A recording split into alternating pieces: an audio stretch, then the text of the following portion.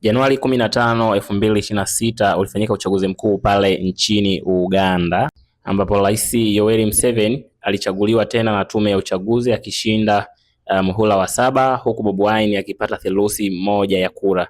Bobi Wine alikanusha matokeo na kusema yalitangazwa ni matokeo bandia yaliyojaa unyonyaji na udanganyifu. Kwa mujibu wa taarifa ya The Foreign Policy, nasema kwamba mwenendo wa uchaguzi ulionekana ukijaa mvutano mkubwa, kuwepo kwa unyanyasaji wa wapinzani, kuzuia kampeni za NUP, mazingira ya ghasia na upunguzaji wa uhuru wa habari pamoja na kukatwa kwa internet. Sasa kwa mujibu wa taarifa ambayo ilitolewa na The Guardian ya tarehe 4 mwezi wa pili 2026, ilikuwa inasema kwamba na nukuu, Bobi Wine, kiongozi maarufu zaidi wa upinzani nchini Uganda, bado yuko mafichoni takriban wiki 3 baada ya uchaguzi uliokuwa na utata, huku mvutano mkali kwenye mitandao ya kijamii kati yake na mkuu wa jeshi la nchi hiyo kiendelea kuongezeka.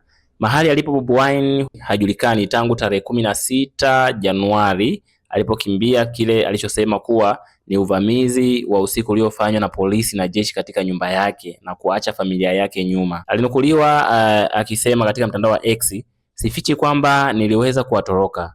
Aliandika kwenye mtandao wa X siku iliyofuata, "Ninajua kwamba hawa wahalifu wananitafuta kila mahali na ninafanya kila niwezalo kujilinda na kubaki salama." Kwa mujibu wa matokeo rasmi ambayo yanapingwa na Bobi Wine, uchaguzi huo ulishindwa na Rais Yoweri Museveni, jambo lililoongeza muda wake wa kutawala Uganda ambao tayari umechukua miongo kadhaa.